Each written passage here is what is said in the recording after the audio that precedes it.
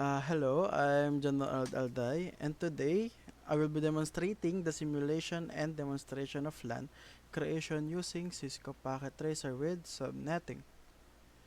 Uh, the purpose of the simulation is to design a functional local area network or LAN and efficiently allocate IP addresses using proper subnetting, which is a core skill in the network administration. So, before we start the simulation, we must perform the subnetting computation. Our goal is to support the 50 hosts using the Class C network 192.168.1.0.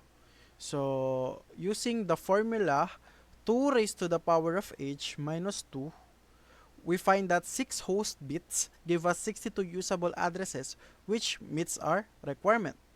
So, therefore, we must allocate 6 bits for our host.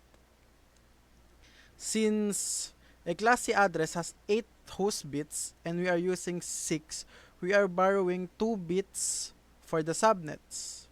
Uh, Adding the borrowed bits to the default 24 prefix results in a new prefix of 26. So the two borrowed bits correspond to 128 and 64, which adds up to 192.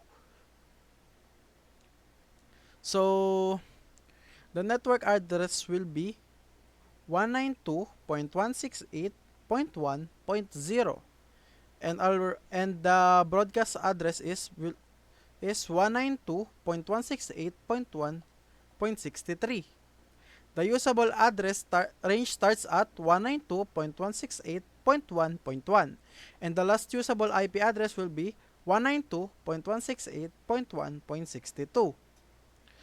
So now na na-compute na natin yung uh, subnetting,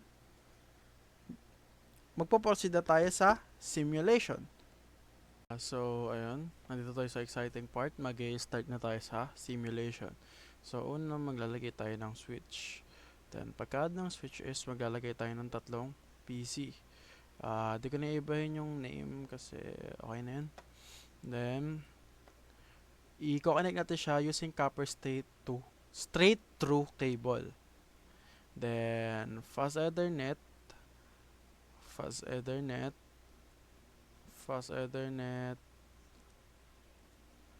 and fast Ethernet. Tulak lang natin ng konti. And then, punta tayo ng IP configuration. Lagyan natin siya ng IP 192.168.1.1. And palitan lang natin yung subnet mask niya. Gawin natin 255.255.192. And same lang gagawin sa iba. Ito ng IP configuration 192.168.1.2. Yan. Next. 192.168.1.3. Yan. Ngayon, i-check natin yung connection nila. So, ipiping natin siya. Gamitin si PC0. Command prompt, ping natin si 192.168.1.2. Ayan.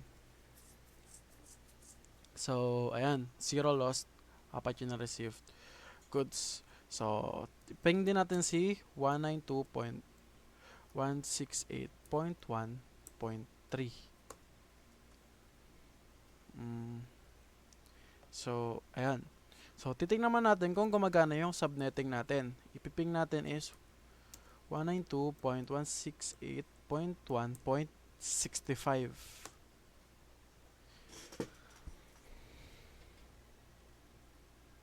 So, ayan. Nag-request timeout kasi nga gumagana yung subnetting natin. So, in summary,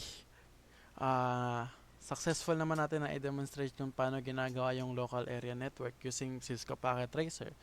And na-calculate naman natin yung subnet mask. And na-configure naman yung mga devices, nakita naman kung nagko-connecta ba talaga. So, Ang importance ng simulation is hina-highlight niya yung ano, kung gaano kahalaga yung proper subnetting for efficient IP address allocation, reduce broadcast traffic, and organized network management. And ayan lang naman po. Thank you for watching and see you next sem. Goodbye.